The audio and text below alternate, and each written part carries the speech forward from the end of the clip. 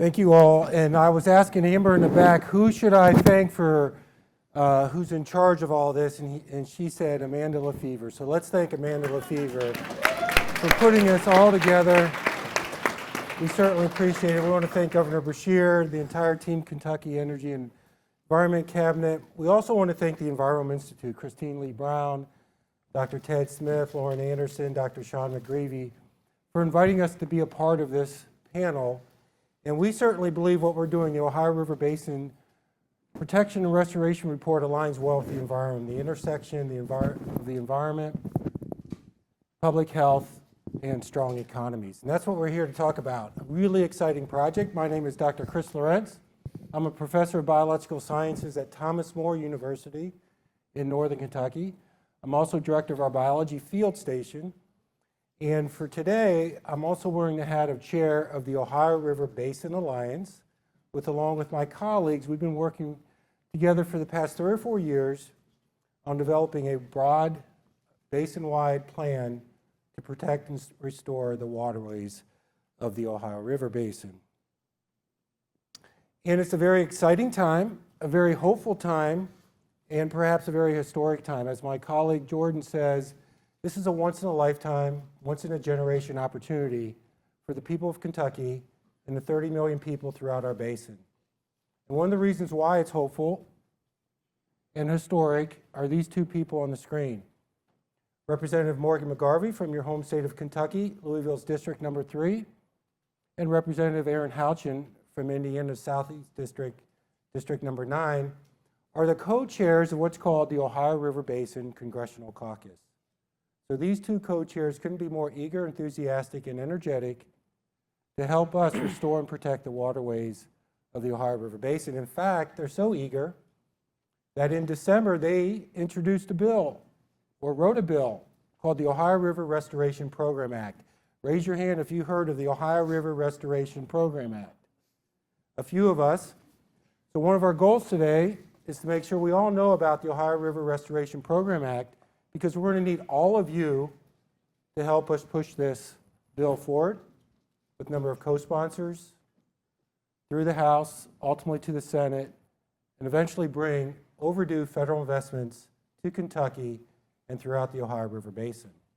So they introduced this bill in the 118th Congress in December. Was not taken up, but it was symbolic and was a powerful message to the nation that the Ohio River Basin is looking for its federal investments that many other waterways throughout the country receive. In fact, if you don't remember anything else from my talk, if you remember this map, I think it'll be effective. These are large-scale federal initiatives around the country that protect other waterways of our nation. Look to the north to the Great Lakes. Look to the east to the Chesapeake Bay, to the south to the Everglades. You may have heard of these waterways. And then look where we are here in Kentucky. We received 0 federally designated dollars to restore and protect the waterways of the Ohio River Basin.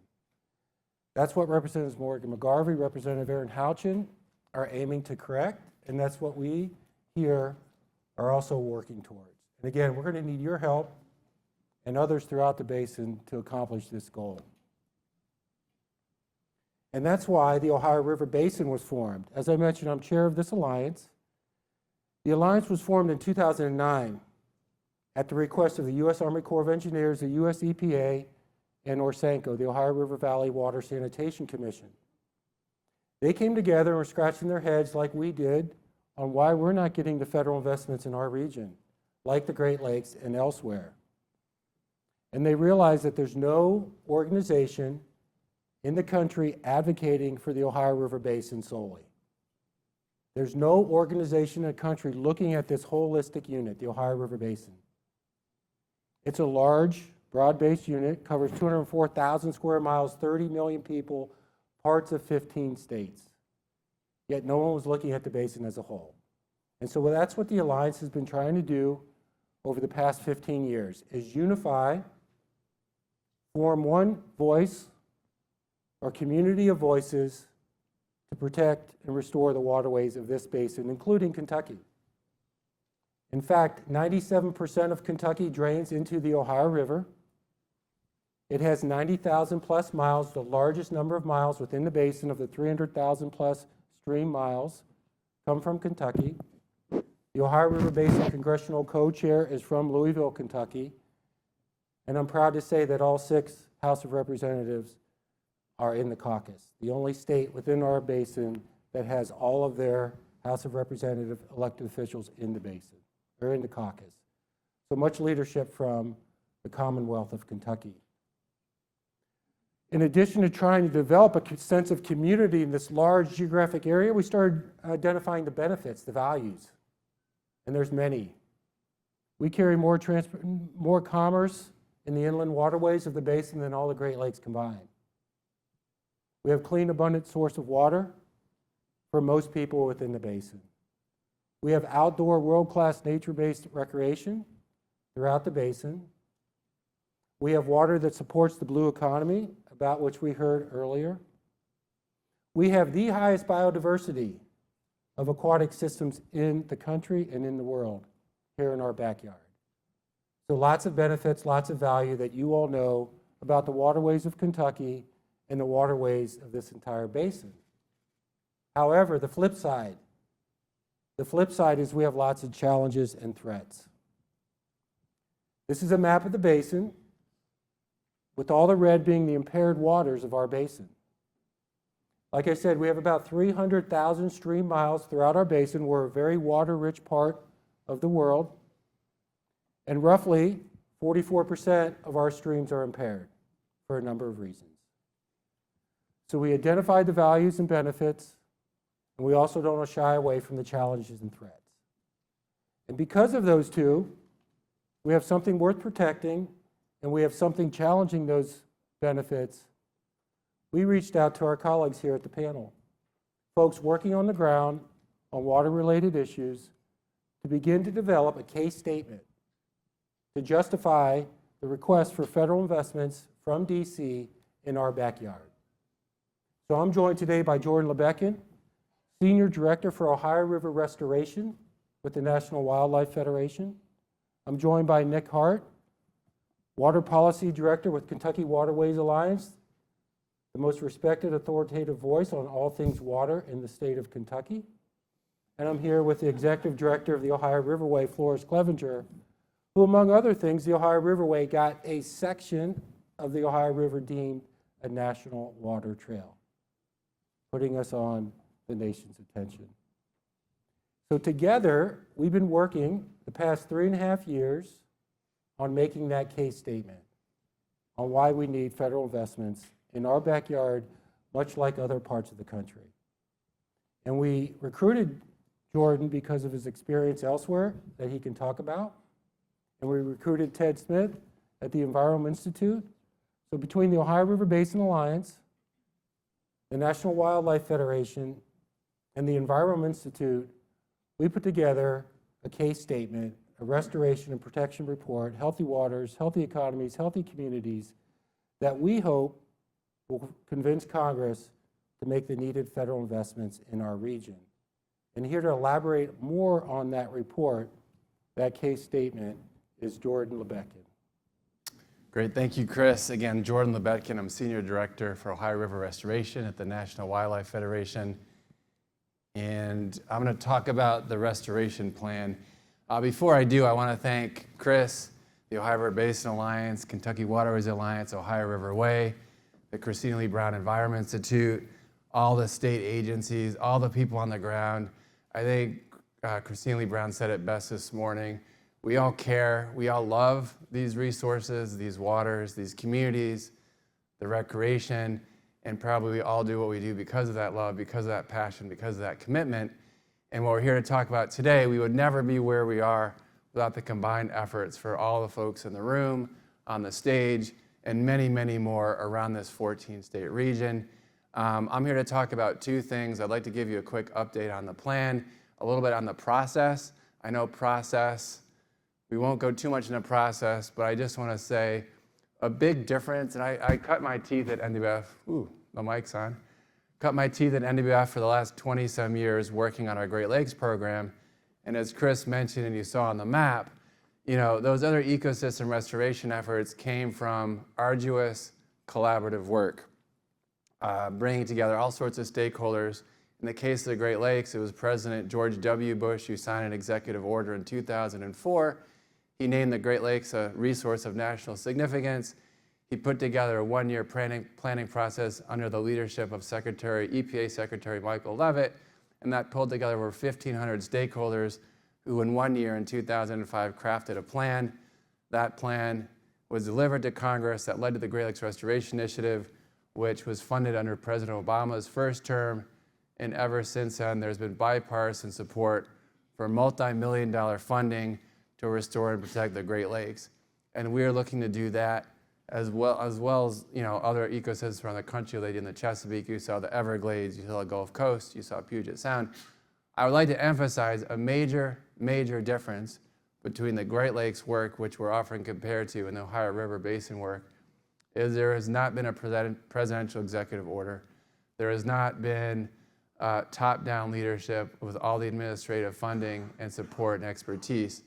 This has been an effort from the bottom up, led by the Ohio River Basin Alliance, that pulled together stakeholders, that pulled together experts, that pulled together people in small towns and in big cities alike who cared and loved this resource, and that's where we are all today. So here we are, back on.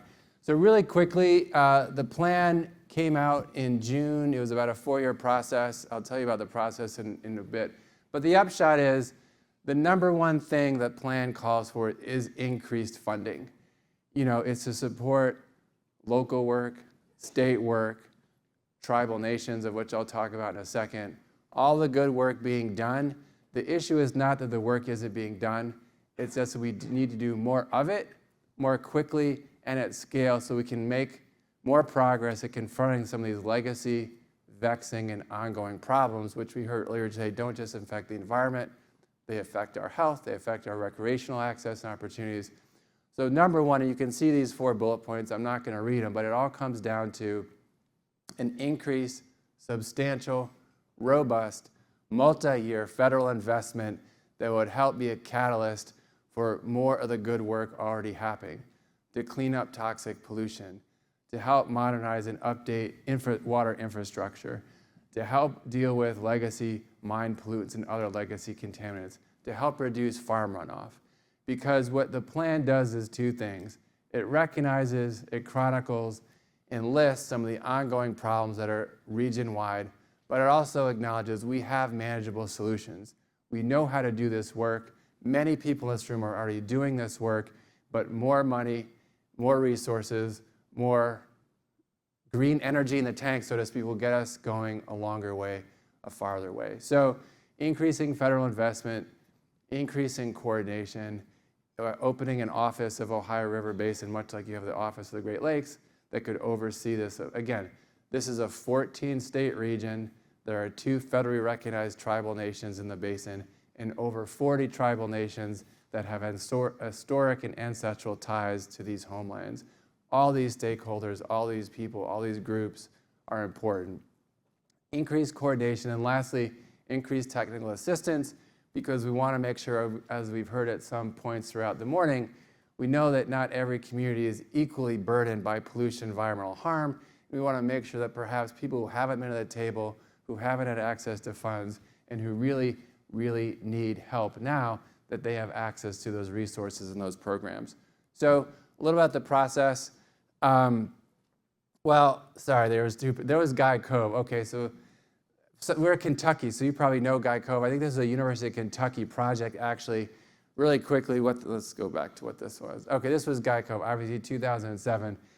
Strip mining, this region has seen a lot of strip mining. You lop off the top of mountains, you put all the rock waste, whatever, you fill on these valleys, usually you bury streams. And what you get is what you see here is essentially a wasteland of, yes, it's ground, but it's almost concrete. Like, it pretty much is. Like, the only thing that can grow there, more or less, are invasive plants, really no habitat use. Obviously, you filled in this case, that represents in that valley there, that's 150 feet of mountaintop removal waste that covers what used to be a mountain stream. So I like to show this. This is courtesy of the University of Louisville. They did a lot of work, which I won't go into, but they show like, and a lot of people maybe a few decades ago would think, this is never going to come back. This is like a moonscape. It's like trying to have a habitat in a parking lot. How are you going to do that? Although, as we heard today with these little forests in the cities, you can do that. So in this case, what they did, University of Kentucky, they studied like, how do we rehab, how can we replant, what will grow there, what are native species that can grow. Without going into all the details, they found, hey, we can plant native trees, we can agitate, we can add some topsoil, we can agitate. And this was, as you see, 12 years later, you have now a mountaintop forest of native species. You're never going to get you're never going to remove 150 feet of like rock waste, but what you still have is a valley. And what they're finding is amphibians are coming back, birds are coming back. It's a productive habitat. And what I like to tell people in a nutshell about when you talk, well, what does restoration look like? Yeah, you can take out old unsafe dams, you can restore habitat. What I like to tell people is really making the impossible possible. And we're bringing back ecosystems that people long ago wrote off, and we're now making them productive. We're now adding value. And as folks may know in this region, like Ohio River Basin in Appalachia is really the biggest, best example of a forest system that can help be a carbon sink for climate change. People talk about the Amazon and other sort of iconic, the boreal forests in Canada. But we have right here in Appalachia in our forest system a great opportunity not just add habitat, improve water quality. We can also help mitigate some of the impacts of climate change.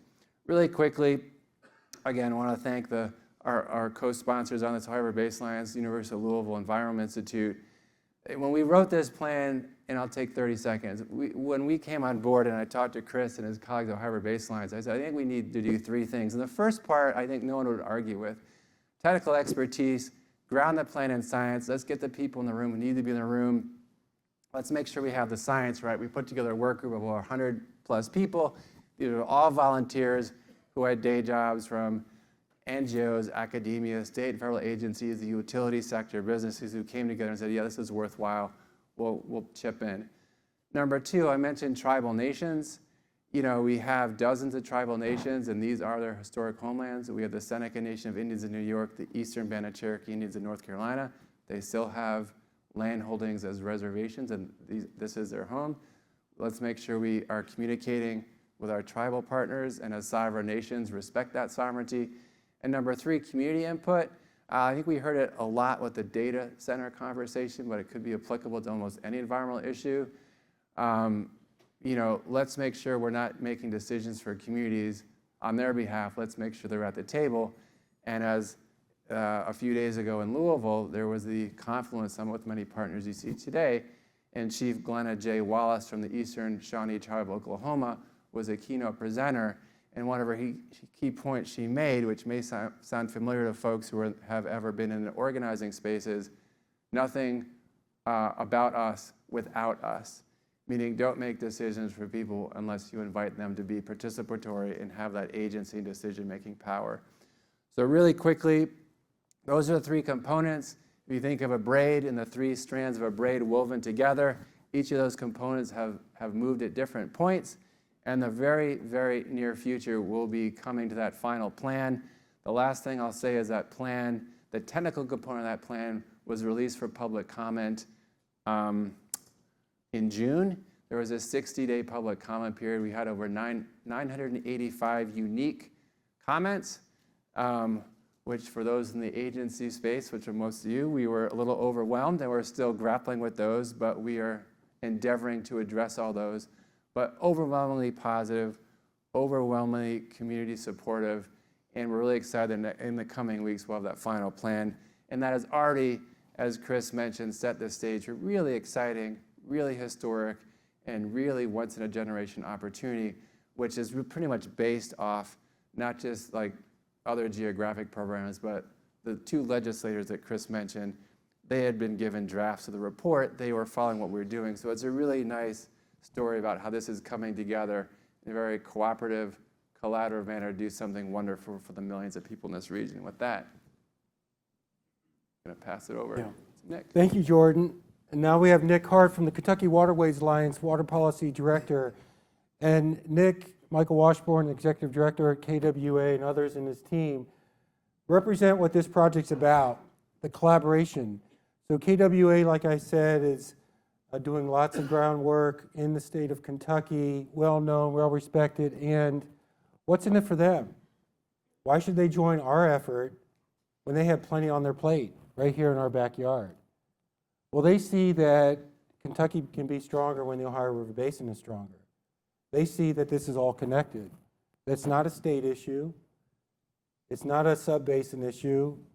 It's not a regional issue. It's a watershed issue on a large scale.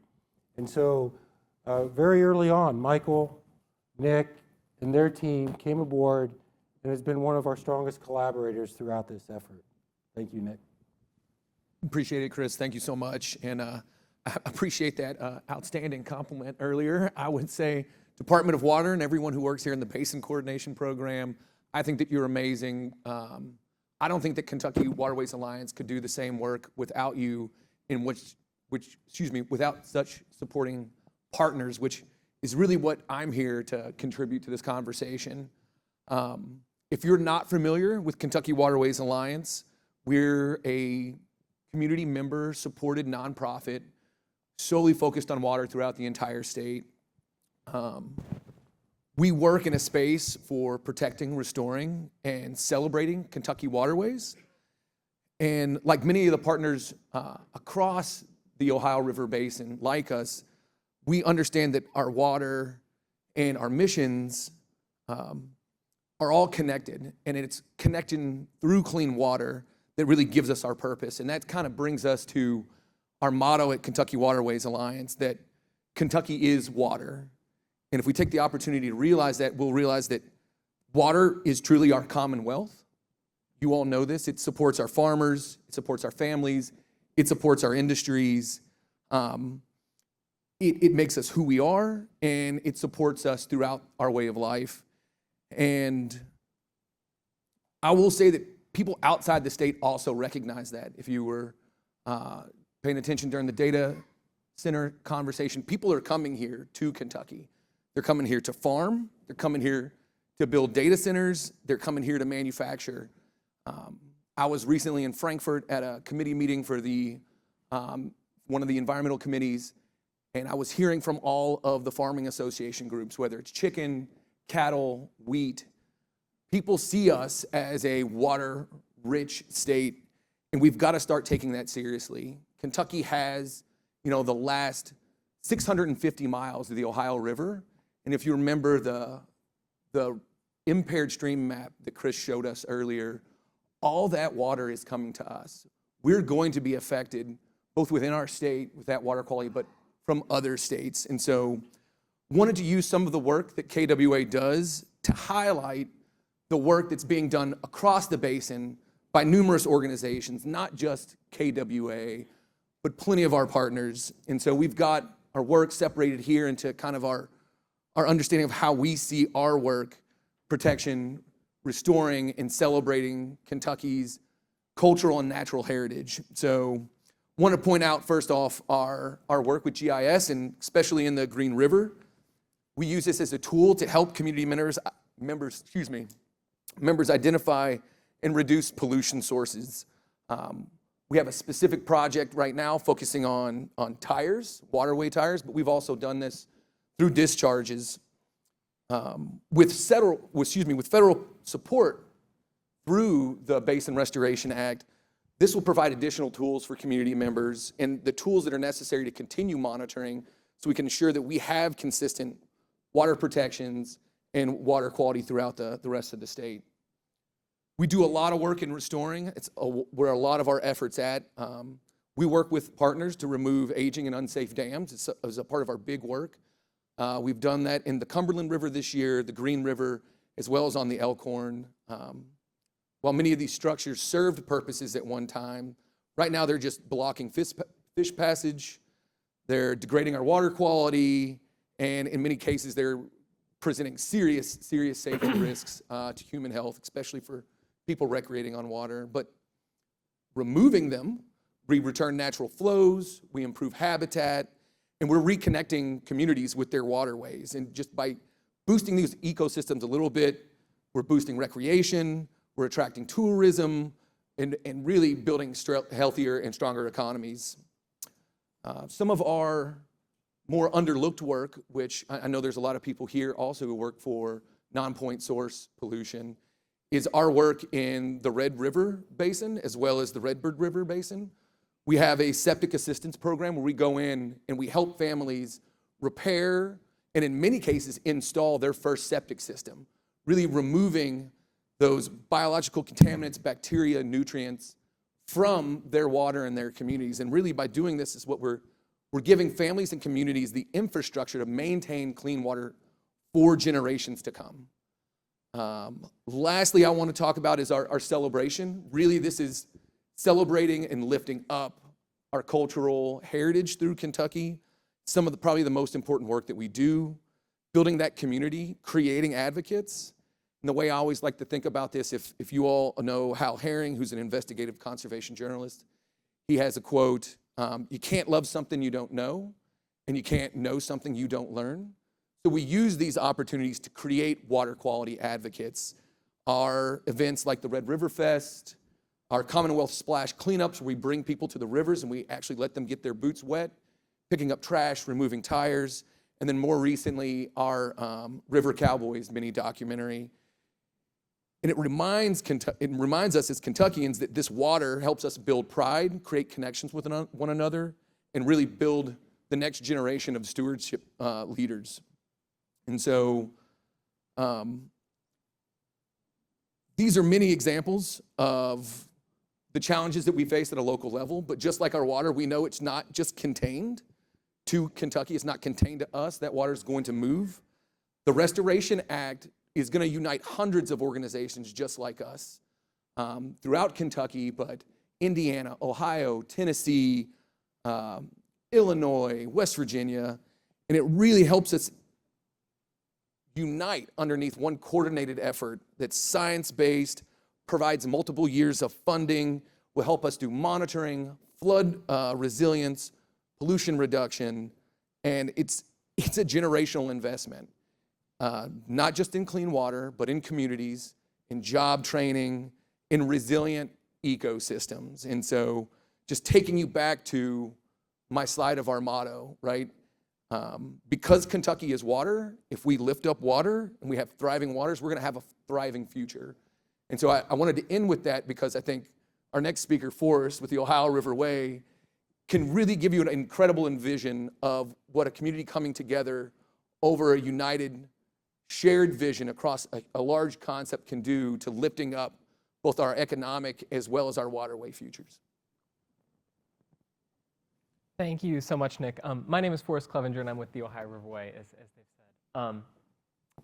Around 6 years ago, a crew of volunteer paddling enthusiasts hopped in a 30-foot canoe. These are big canoes. They can seat about 15 people, and decided to paddle from Cincinnati to Louisville. And they did it straight through in about 30 hours, including overnight. And as this crazy group of enthusiasts paddled, they started to dream about how this corridor could be connected to be a destination. They saw the rich natural beauty along the river. They saw the rich history from the Underground Railroad to shanty boats to how it formed our region.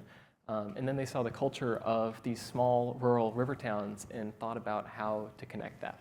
So that's how our organization was formed. These volunteers then went out and started meeting with the local communities. We now represent a coalition of about 120 communities in Indiana, Kentucky, and Ohio specifically, and again, on the main stem of the river. And from this volunteer group, it was thanks to the Owsley Brown II Family Foundation and Christina Lee Brown that really came in and helped us get our feet under us and some staff support. With that capacity, we've tried to do some big things. This past June, the U.S. Secretary of the Interior designated our route a national water trail, putting us on the map nationally as a destination for paddlers and boaters, recognizing the resources we have for safety and for planning your trip. That is specifically from Ashland, Kentucky to West Point, just south of Louisville, about 308 miles. But we're not just on water. So we would like to see a braided network of trails, and just a few weeks ago, we got our first major grant for cycling planning funds. So we want to see a route where Along the river, you can paddle, you can bike, you can boat, and there's conserved lands as well, so you can hike and camp. These are long-term visions, but what we're talking about here is long-term transformative change.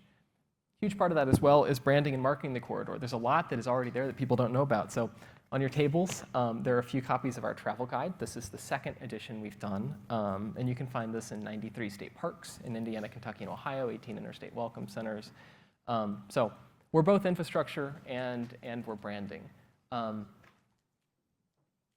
This restoration initiative is so important, not just because of the quality of our water, but because of the vibrancy of our communities.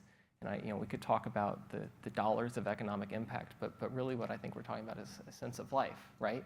A sense of pride in the river and a sense that it's something that can be used. If you talk to folks now, the two most common words you'll hear are dirty and dangerous. And while the river is generally safe for recreation, folks don't realize that. So this restoration initiative is so important for so many different reasons, but I think that's a quick little intro to the Ohio Riverway, and I'll let Chris open it up for questions. Excellent. Thank you, Forrest. Thank you, Nick. Thank you, Jordan. So both Jordan and I are really impressed with what you all do already, and we can't wait to help provide more funds, more resources, and more energy behind your great work and that of many others. But is now the best time to be asking the federal government for investments. So I'll start this softball question, Jordan. Why is federal investment and coordination through this act so critical now for the Ohio River Basin? Yeah, I'll give you two answers. One's by far the most important. We heard health talked about a lot, the Christine Lee Brown Institute, right? The interconnection of human health, economic health, recreational health, spiritual health, mental health. And I think when we talk about toxic contaminants, obviously PFAS has sort of taken the headlines recently.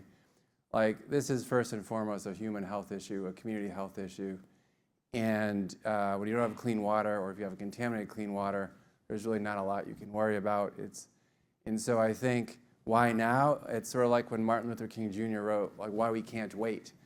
I think maybe for people who weren't experiencing segregation and some of the horrible impacts of that, they didn't see the immediacy. If you are experiencing that, just like if you live in a Superfund site, you can't drink the water. If you're a farmer who now can't farm because biosolids contaminated with the PFAS have now made it untenable and unsafe.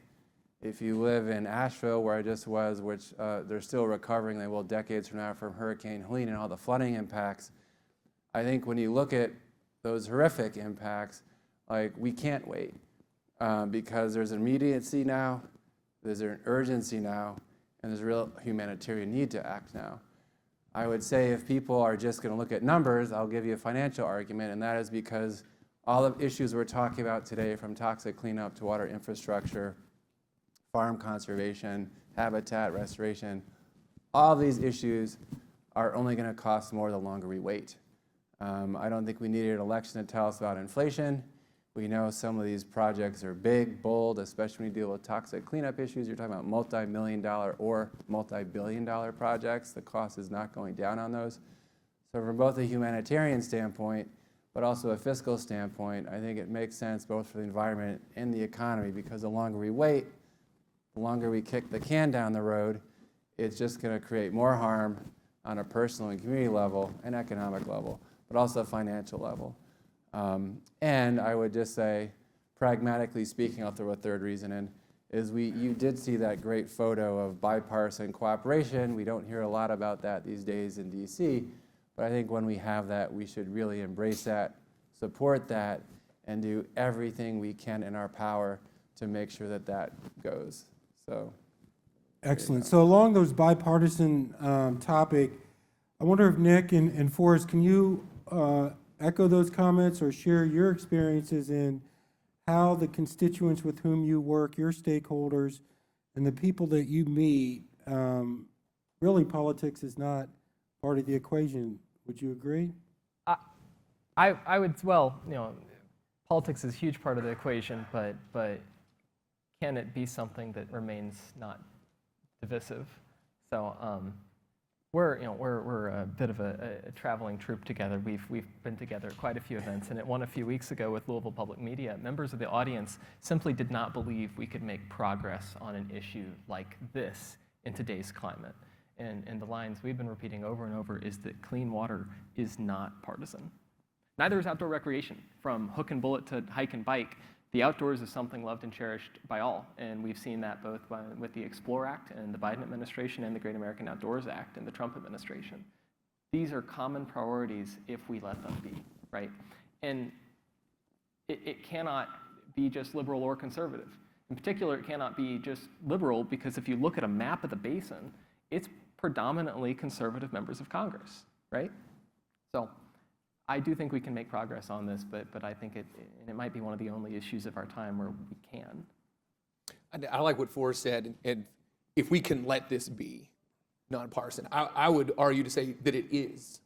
I would say that multiple polling, month after month, since the new administration came in, we have found responses that clean water is not partisan.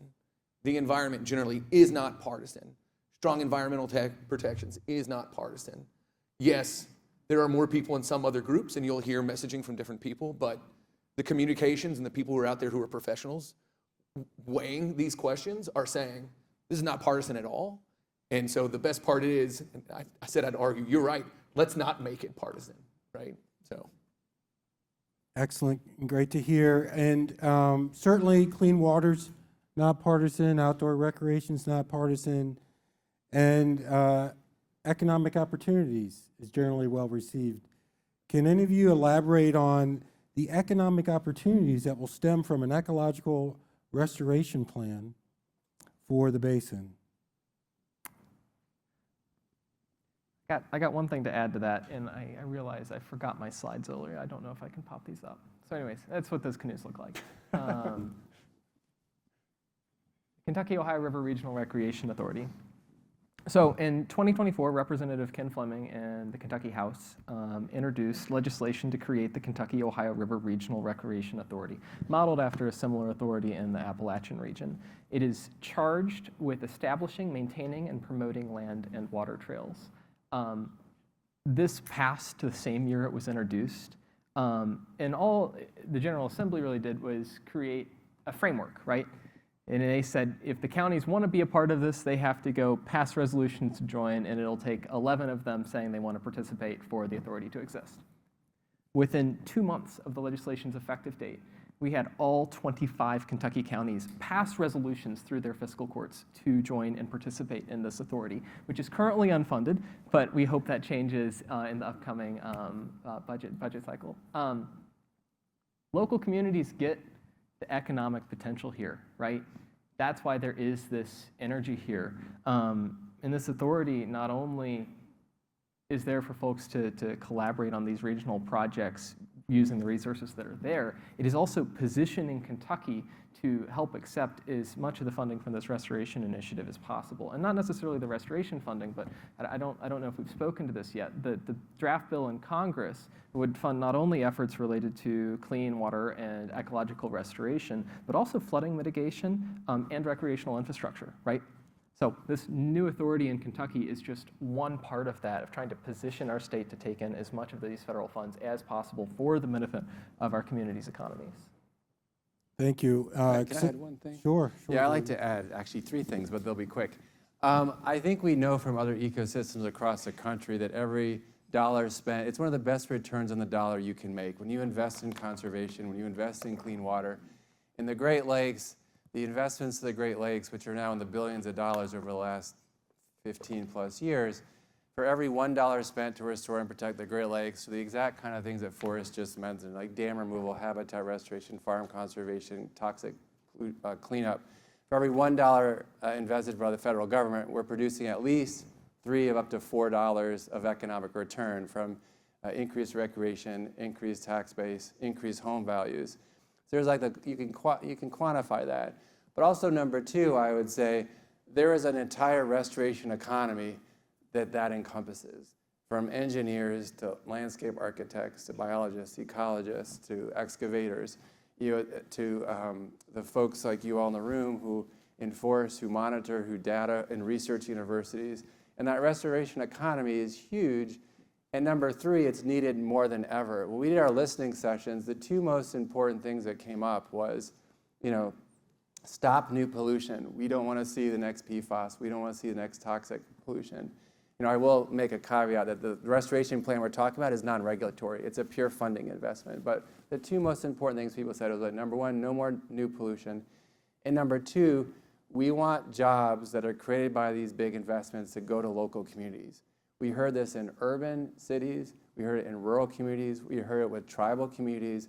I think there's a real, no pun intended, a real thirst to have those investments help local communities, not just for the economic benefit, but to also attract and maybe more importantly retain young people who are leaving.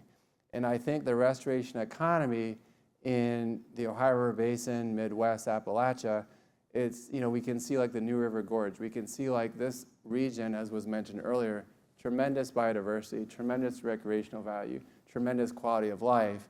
And I think sometimes the only thing holding people back from staying here or coming back or even trying this region out are their sustainable jobs. And I think the restoration economy, my last kind of 3B point will be, we're already seeing with the baby boomer retirement in academia, in the water utility industry, in a lot of industries, we're seeing the workforce turnover. And that can, if we play our cards right, that can be a door opener to young, talented young people who see the value, see the quality of life, and choose to either stay here or return here. Thank you. Go ahead, Forrest. And so Jordan referenced the Great Lakes Restoration Initiative.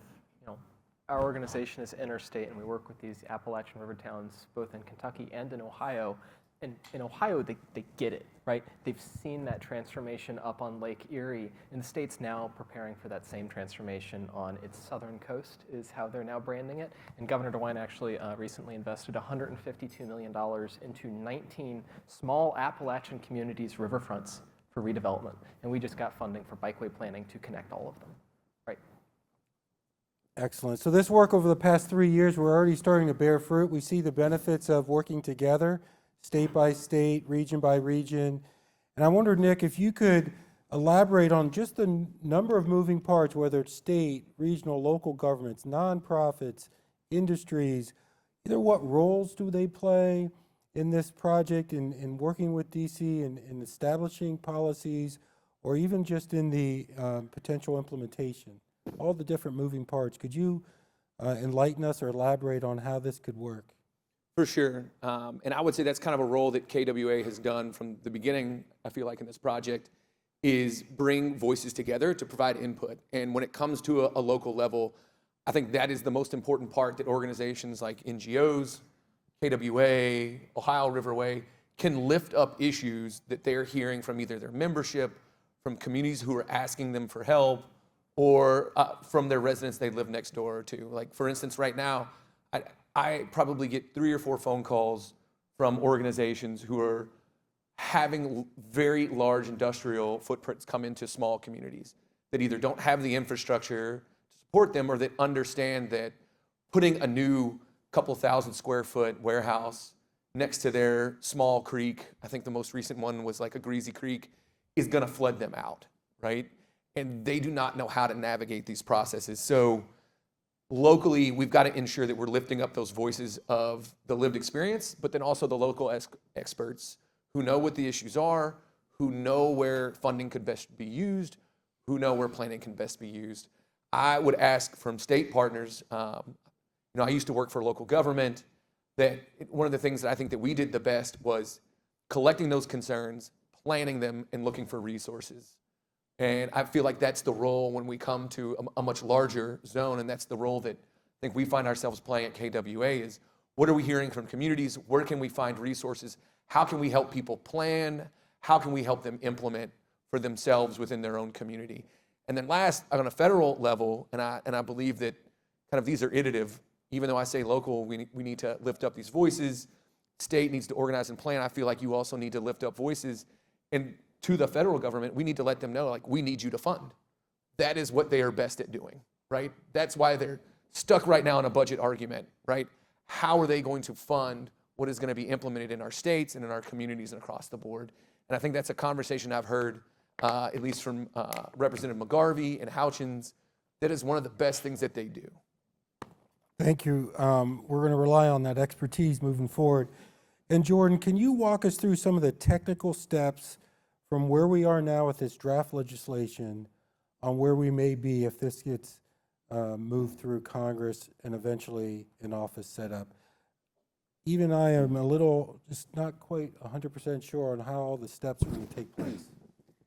Yeah, so I'll give two answers. The sort of timeline is if this were totally sequential, it would have been we get the plan done, deliver the plan to Congress, they write legislation, which they then pass that allows the government to spend money, and then they fund that program, which the money goes back on the ground and we can see progress.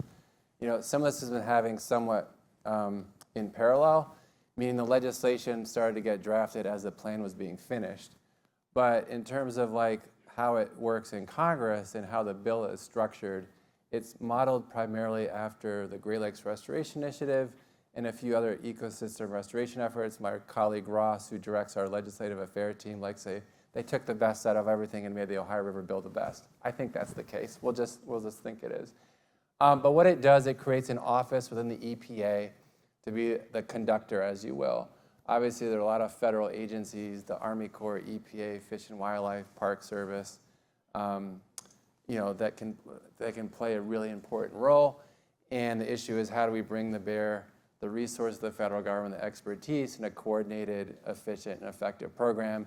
So what this legislation would do is put that, I'll just call it a program, Ohio River Basin Program Office, for lack of a better term.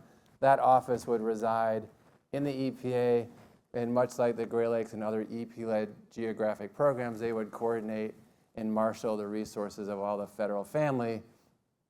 And so, and they'd get money out in two primary ways to local, state, tribal entity, and NGO entities, research universities. So one is they would do interagency agreements between the federal family. You know, the EP saying, hey, NRCS, like here's $15 million to get like farm bill programs in the Ohio River Basin, like an additional. Here's Fish and Wildlife, $15 million to do habitat you know, you get the idea. Here's dam removal for the Army Corps or whatever.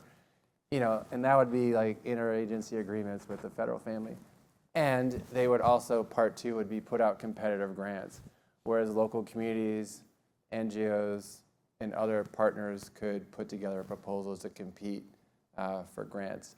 And so, you know, one thing we like about that model, I'll just say on behalf of the National Wildlife Federation, which I didn't mention at the outset, for those who don't know, we are a national nonprofit conservation group. We do education and advocacy, and a lot of people know us by our kids' publications, Ranger Rick. But I am not Ranger Rick. I go to DC and get Ranger Rick to shake some money free. Yes, Ranger Rick stays out of that. And so why we like that model is we truly believe for a region as vast, as diverse as, you know, we have all the way from northern Alabama to western New York, you know, North Carolina, Pennsylvania, Kentucky, a very diverse, large, vast region. We truly believe that to effectively manage a program at that scale, that's when the sort of like the reach, the convening power, the resource investment potential, and the data and monitoring aggregation of the federal government is really second to none. And that is in close partnership with folks in this room, right? Who else are doing that work? The federal agencies doing that work, local governments, academic institutions like, you know, colleges and universities, and NGOs. So I think the legislation, no legislation is perfect, but we feel like this model has worked fairly well across the country, and we think it would be kind of a plug-and-play model that would be of immediate use and utility and benefit to the communities and the habitat and the health of this region. Thank you, Jordan. So when the bill gets passed and when the program office gets set up and when the appropriations occur, there'll be a council that decides priorities for different parts of the basin and how that money will be distributed. And a question from the audience, Nick and Forrest, is what are some of the restoration projects or recreation projects that could occur or will occur when that funding becomes available for Kentucky? So what I would like to draw attention to, I think I spoke a little bit earlier, is those 319 programs, right? KWA uses those programs to go out in the community, find people who need assistance with septic repair, septic pumping, septic installation, and really expand that throughout the rest of the region. If you all work in those regions, I'm sure that you understand, that does exist. I will say that I spent 10 years rafting in West Virginia in the New and Gauley rivers, spent the time in the dirty water after rains, thinking that straight piping was something you heard about, but it's something that we've been able to resolve as a modern society. But it is not. I think this fall alone, we're going to install 15 septic systems. That is a project that is easy to scale across Kentucky and across other states. And in fact, if you go and you look at the existing watershed plans throughout Kentucky, which we have a number of them, I'm sure you all have seen where they're at on the department's website, almost every single plan has this biological and nutrient reduction from septic installation. That is an easy achievable, easy implementable program. It supports local business. It is job creation for people who are running those programs. And it is one of the biggest and easiest things that we can do across the state. I've got other examples. Oh yeah, there's so many examples of things that could be funded. In terms of recreational infrastructure and what we'd love to see happen, just one example, there's a U.S. National Wildlife Refuge called the Ohio River Islands National Wildlife Refuge, and it currently includes about 22 islands, and goes to Manchester, Ohio, which is near Vanceburg and Maysville. And there are around 30 more islands downstream that could be conserved, right? And if you're looking at a regional corridor, we believe those islands can be the anchors for folks that are recreating, right? The Appalachian Trail is more than a trail because there are these shelter houses. They're a source of community and they're waypoints along the way. And we think the islands can be that, in addition to just being wonderful places for habitat. Excellent. Two great examples. And just to clarify a question from the audience, are there funding plans to extend this program to the entire Ohio River ending near Wickliffe, Kentucky?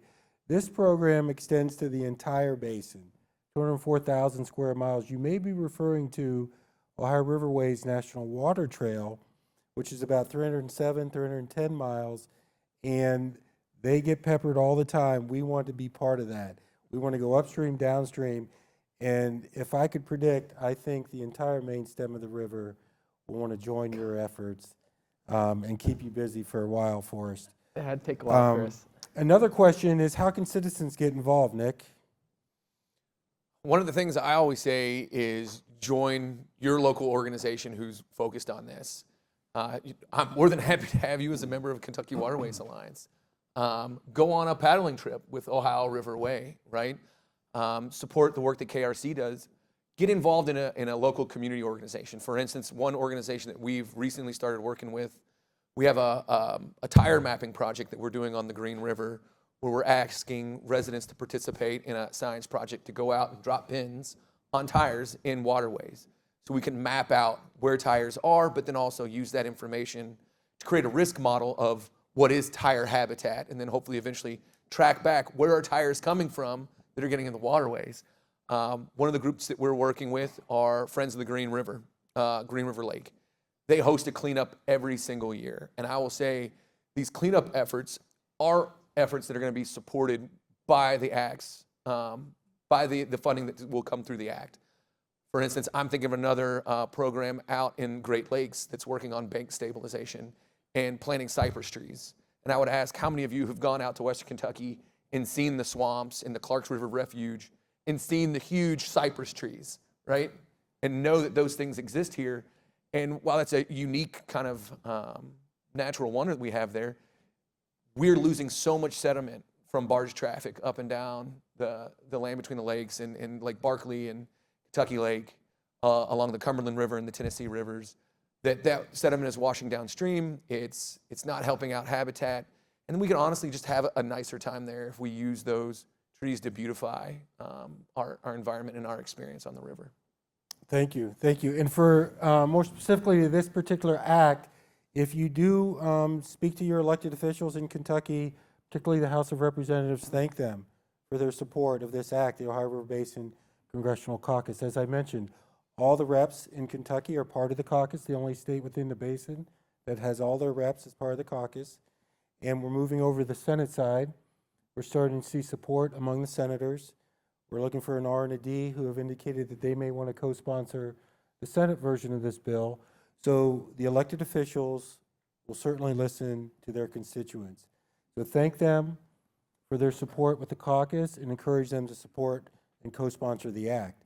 We were just talking to Nicole Seda, Senior Legislative Assistant from Representative McGarvey's office today, and she asked me to relay to you, they're looking for endorsements of the act from your organization.